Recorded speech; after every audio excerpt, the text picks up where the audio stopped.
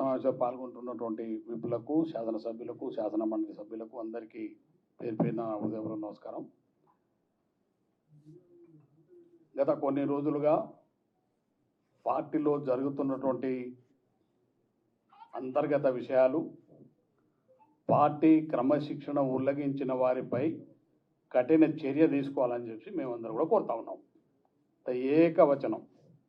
ఎందుకంటే ఈ రాష్ట్రంలో 10 సంవత్సరాలు అనేక మంది కార్యకర్తలు వాళ్ళ కష్టార్జితం, వాళ్ళ రక్తాన్ని ధారపోసి రేవంత్ రెడ్డి గారి నాయకత్వంలో ఇవాళ కాంగ్రెస్ పార్టీ అధికారంలో తీసుకుని వచ్చినారు. పోలీస్ కేసులు, వాళ్ళ ఆస్తులు పోగొట్టుకున్నారు, వాళ్ళ ప్రాణాలు పోగొట్టుకున్న అనేక మంది కార్యకర్తలు ఇవాళ ఈ రాష్ట్రంలో కాంగ్రెస్ పార్టీని ఆ రోజు అధికారంలో తేవడానికి రేవంత్ రెడ్డి గారు పడ్డంటున్న కష్టం మీకు తెలుసు, నాకు తెలుసు, మా అందరికీ తెలుసు. వారి నాయకత్వంలో కాంగ్రెస్ పార్టీ సోనియా గాంధీ, రాహుల్ గాంధీ గారి యొక్క ఆశీస్సులతోటి ఈ రాష్ట్రంలో కాంగ్రెస్ పార్టీ అధికారంలోకి వచ్చింది. అధికారంలోకి వచ్చినటువంటి కాంగ్రెస్ పార్టీ ప్రభుత్వం చేపడుతున్నటువంటి సంక్షేమ కార్యక్రమాలు, అభివృద్ధి కార్యక్రమాల్ని ఆయన ఉన్నటువంటి క్యాబినెట్లో ఉన్నటువంటి మంత్రి వారి యొక్క కుటుంబ సభ్యులు మాట్లాడుతూ తీరుని గ్రామీణ స్థాయి కార్యకర్తలు కూడా అసహించుకునే విధంగా ఇవాళ మేమందరం కూడా దాన్ని పూర్తిగా ఖండిస్తూ ఉన్నాం. కాంగ్రెస్ అధిష్టానానికి మేము ఒకటే కోరుతా ఉన్నాం, మనం అందరం కూడా పార్టీ బతినే అందరం బతుకుతాం. పార్టీ నష్టం జరిగితే ముఖ్యమంత్రి గారిని బలపరచాలనే ప్రతిపక్షాల కుట్రను వీళ్ళు అమలు చేస్తూనే ఉన్నారు. వీరు అమలు చేసేటువంటి కుట్ర ఇది చాలామందికి అర్థమవుతుంది. తెలంగాణ ప్రజలు కూడా అర్థం చేసుకుంటున్నారు. మీరు ఆయుధాలు వాళ్ళ చేతికి ఇవ్వడం అంటేనే మీరు మాట్లాడే విధానం, ప్రభుత్వాన్ని మీరు విమర్శించే విధానం, ముఖ్యమంత్రి రేవంత్ రెడ్డి గారిని బలహీనపరచాలనేటువంటి కుట్రను, ప్రతిపక్షాల ఆలోచనల్ని మీరు అమలు చేస్తున్న తీరును మేము తీవ్రంగా ఖండిస్తున్నాం. దాన్ని తెలంగాణ రాష్ట్ర ప్రజలు కూడా అర్థం చేసుకుంటున్నారు. అదేవిధంగా తెలంగాణ రాష్ట్రంలో ప్రతి కాంగ్రెస్ పార్టీ కార్యకర్త కూడా అర్థం చేసుకుంటున్నారు. ఎవ్వరు మాట్లాడినా ఇంతకుముందే మాట్లాడుతున్నారు, చిన్నారెడ్డి గారు మాట్లాడినా, ఇంకో రాజగోపాల్ రెడ్డి గారు మాట్లాడినా, బాలు నాయక్ మాట్లాడినా, క్రమశిక్షణ ఉల్లంఘించి కాంగ్రెస్ పార్టీ ప్రభుత్వాన్ని బలహీనపరిచేటువంటి కార్యక్రమాలు ఎవరు చేసినా, ముఖ్యమంత్రి గారిని బలహీనపరిచే, ముఖ్యమంత్రికి కాంగ్రెస్ పార్టీ ప్రభుత్వాన్ని బలహీనపరిచే పని ఎవరు చేసినా వారిపైన కఠినమైనటువంటి చర్య తీసుకోవాలని చెప్పేసి మేము అధిష్టానాన్ని కోరుతా ఉన్నాం. ఎందుకంటే కాంగ్రెస్ పార్టీ ప్రభుత్వం ఇవాళ ప్రజల సంక్షేమం, ప్రజలు ఇవాళ సంతోషంగా ఉన్నారు ముఖ్యమంత్రి గారు రేవంత్ గారి పట్ల. వీళ్ళందరూ మీరు ఎన్ని కుప్పగత్తులు వేసినా, మీరు ఎన్ని చేసినా ఈ రాష్ట్రంలో తిరిగి మళ్ళీ కాంగ్రెస్ పార్టీకి అధికారంలో రావడం ఖాయం. రేవంత్ రెడ్డి గారి నాయకత్వంలో రెండోసారి కాంగ్రెస్ పార్టీ అధికారంలోకి వస్తుంది. వారి నాయకత్వంలో కాంగ్రెస్ పార్టీ ప్రభుత్వం ఏర్పడుతుంది. మీరు ఎన్ని కుట్రలు ఇందులో ఉండి చేసినా, వారి ఆలోచనలు మీరు అమలు చేసినా, కానీ తెలంగాణ ప్రజలు, తెలంగాణ కాంగ్రెస్ పార్టీ కార్యకర్తలు మళ్ళీ రేవంత్ రెడ్డి గారి నాయకత్వాన్ని బలపరిస్తే ముందుకెళ్తున్నారు. అందుకనే క్రమశిక్షణ చర్యకు లోబడి మొన్న పిసిసి అధ్యక్షులు గారిని కానీ, మేము అదేవిధంగా ఏఐసిసి ఇన్ఛార్జి మీనాక్షి మేడం గారికి కానీ, రాహుల్ గాంధీ, సోనియా గాంధీ, మల్లికార్జున ఖర్గే గారిని కోరుతా ఉన్నాం. కాంగ్రెస్ పార్టీ క్రమశిక్షణ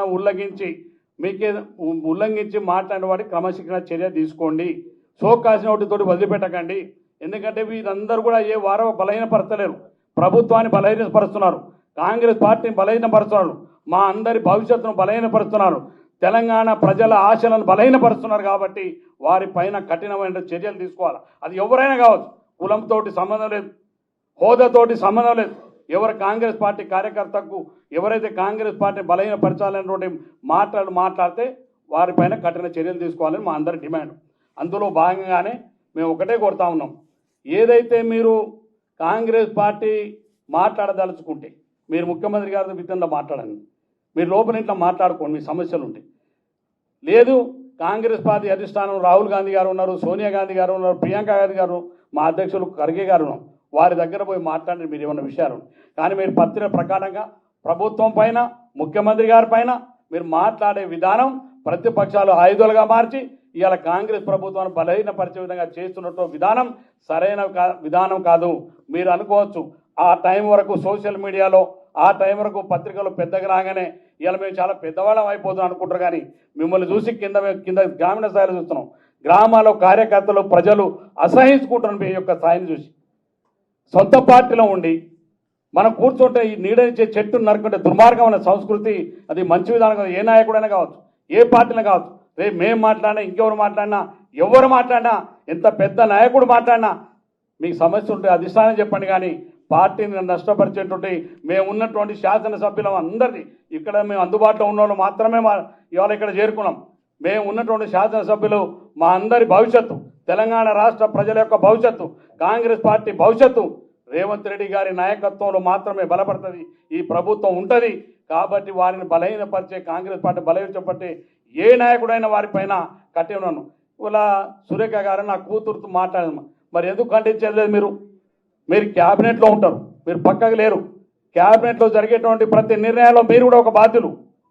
అటువంటి ప్రభుత్వ నిర్ణయాల మీద మాట్లాడినప్పుడు మీ కూతురు, మీ కుటుంబంలో మీరు క్యాబినెట్ పదవులు ఉంటుంది. ఇందులో ఎవరు అర్హత లేనోళ్ళు, అందరికీ అవకాశం ఉండి అందరూ అర్హత కలిగిన అయినా ప్రభుత్వం పార్టీ నిర్ణయించి మిమ్మల్ని క్యాబినెట్లో తీసుకున్నారు. కొంతమంది తీసుకున్నటువంటి వాళ్ళకి మిగతా మరి ప్రభుత్వాన్ని కాపాడవలసిన బాధ్యత మీది.